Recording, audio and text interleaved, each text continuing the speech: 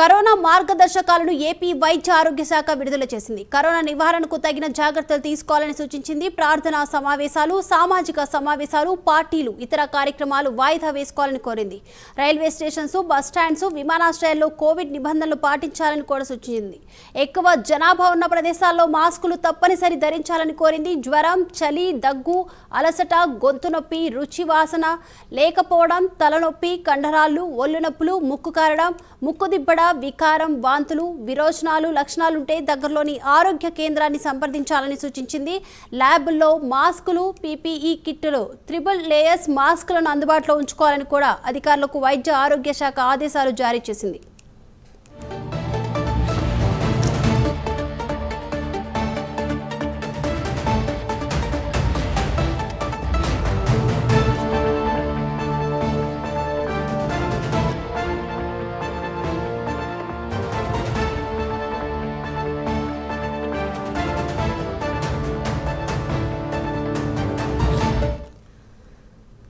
Corona మార్గదర్శకాలను AP వైద్య ఆరోగ్య శాఖ విడుదల చేసింది. కరోనా నివారణకు తగిన జాగ్రత్తలు తీసుకోవాలంటూ కూడా సూచన చేసింది. ఈ అంశానికి సంబంధించి ఓవరాల్ అప్డేట్స్ అందించడానికి మా ప్రతినిధి శ్రీనివాస్ సిద్ధంగా ఉన్నారు. Srinivas, thank you.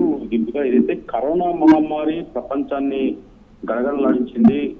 ఈ కరోనా దాంతో కూడా చాలా మంది కూడా ప్రాణాలు కోల్పోయారు. చాలా మంది కూడా ఇప్పటికి కూడా కొన్ని అనారోగ్య సమస్యలతో కూడా ఇబ్బంది పడుతున్నారు. అయితే ఈ కరోనా మహమ్మారిని మర్చిపోక ముందే మరోసారి కూడా ఈ కరోనా మహమ్మారి జాడలు కనిపిస్తున్నాయి.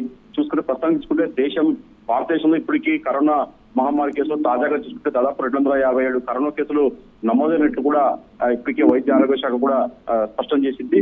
మన ప్రధాన మన పొరుగు రాష్ట్రాలైన ఈ కేసులు కూడా నమోదయ్యాయి. ప్రధానంగా కేరళ, తమిళనాడు, కేరళలో 66 కేసులు, అలాగే మహారాష్ట్రలో 55 కేసులు, కర్ణాటకలో 13 కేసులు, పాండిచ్చేరిలో 10 కేసులు, మొత్తం చూసుకుంటే దాదాపు 257 కేసులు ఇప్పటికే కరోనా కేసులు నమోదయ్యాయి. ఈ నేపథ్యంలో కూడా కేంద్ర వైద్య ఆరోగ్య శాఖ అన్ని రాష్ట్రాలను అప్రమత్తం చేసింది.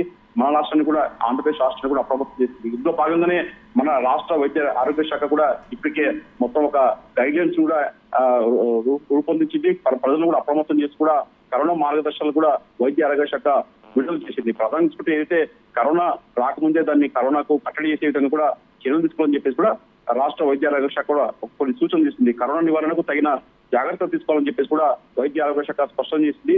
ఏదైతే ప్రార్థన సమావేశాలు కావచ్చు, సామాజిక సమావేశాలు కావచ్చు, పార్టీ ఇతర కార్యక్రమాలు వంటి వాయిదా వేసుకోవాలని కూడా వైద్య ఆరోగ్య శాఖ సూచించింది.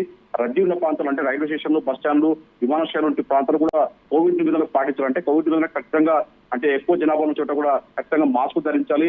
అలాగే ఎప్పటికప్పుడు చేతులు శుభ్రం చేసుకోవాలి. తదితర చిన్న చిన్న ఏదన్నా జాగ్రత్త కరోనా నిబంధనలు పాటించాలని చెప్పి కూడా రాష్ట్ర వైద్య ఆరోగ్య శాఖ అప్రమత్తం చేస్తూ వచ్చింది. ఇందులో భాగంగానే ఎవరికైనా సరే ప్రజలకు జ్వరం లేదా చలి, దగ్గు, అలసట, గొంతు నొప్పి, రుచి లేకపోవడము, వాసన కోల్పోవడం వంటి తలనొప్పి, కండరాలు లేదా శరీర నొప్పులు వంటివి, ముక్కు కారడం, ముక్కు దిబ్బడ, వికారం వంటి వాంతులు, విరోచనం తదితర లక్షణాలు ఉంటే మటుకు ఖచ్చితంగా సమీపంలోని వైద్యశాలకు వెళ్ళి చికిత్సలు పరీక్షలు చేసుకోవాలని చెప్పి కూడా రాష్ట్ర వైద్య ఆరోగ్య శాఖ అప్రమత్తం చేసింది.